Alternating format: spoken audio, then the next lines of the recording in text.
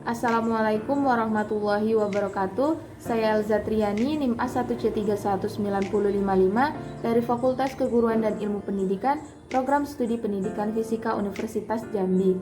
Pada video kali ini saya akan memaparkan mengenai dinamika rotasi. Suatu benda dapat mengalami gerak translasi atau gerak rotasi, di mana gerak translasi adalah gerak suatu benda yang arahnya lurus atau melengkung. Pada gerak translasi ini menggunakan konsep hukum 2 Newton. Kemudian gerak rotasi. Gerak rotasi adalah gerak yang mengalami perputaran terhadap porosnya. Gerak rotasi ini disebabkan oleh adanya torsi, yaitu kecenderungan sebuah gaya untuk memutar suatu benda tegar terhadap titik poros tertentu.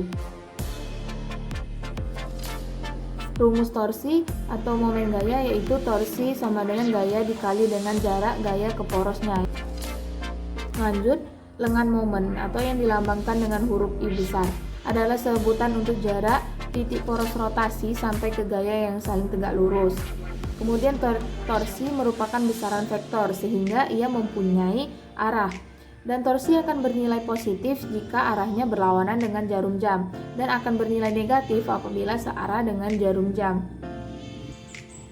Dalam dinamika rotasi juga dikenal istilah penting yaitu momen inersia.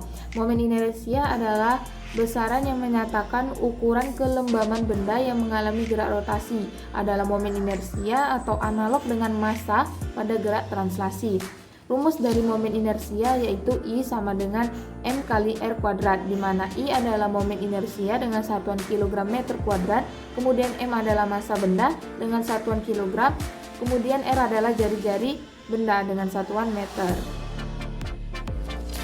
Dalam dinamika partikel, kita mengetahui bahwa gaya F menyebabkan suatu benda bergerak translasi dengan percepatan linear A.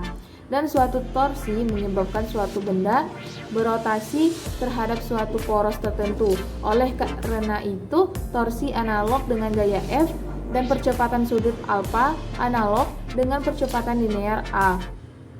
Kemudian, sehingga dapat dihasilkan hukum 2 Newton untuk rotasi yaitu torsi sama dengan I alfa, yaitu sama dengan I AT per R. Torsi yaitu dengan satuan Newton per meter. Kemudian I momen inersia yaitu kilogram meter kuadrat. Kemudian sudut atau alfa percepatan sudutnya radian per sekon kuadrat. Kemudian untuk R atau jarak titik ke poros itu meter. Cara menghitung energi kinetik rotasi dari suatu massa adalah sebagai berikut, di mana energi kinetik rotasi sama dengan 1/2 I omega kuadrat. Kemudian dari persamaan tadi menyatakan bahwa energi kinetik dari suatu benda tegar yang momen inersianya I dan berputar dengan kecepatan sudut omega apabila suatu benda dalam keadaan menggelinding dalam dinamika rotasi, gerak mengelindingnya adalah suatu benda tegar bergerak translasi dalam suatu ruang sambil berotasi tanpa slip. Nilai energi kinetik pada saat benda menggelinding adalah Eka sama dengan Eka translasi ditambah Eka rotasi, di mana Eka translasi yaitu 1/2 mv kuadrat, kemudian Eka dari rotasi yaitu 1/2 I omega kuadrat. Baiklah, kemudian kita akan memberikan contoh dari penerapan dinamika rotasi dalam kehidupan sehari-hari. Ketika kita menarik atau mendorong gagang pintu dengan gaya F, pintu akan mengayun terbuka atau tertutup. Ayunan terbuka atau tertutup ini menandakan kalau pintu mengalami gerak rotasi, di mana gerak pada lintasan melingkar. Pada saat pintu mengayun terbuka atau tertutup, pintu memiliki sumbu putar atau poros yang letaknya pada engsel. Jadi, saat kita melakukan kegiatan tersebut, kita menerapkan konsep dari torsi.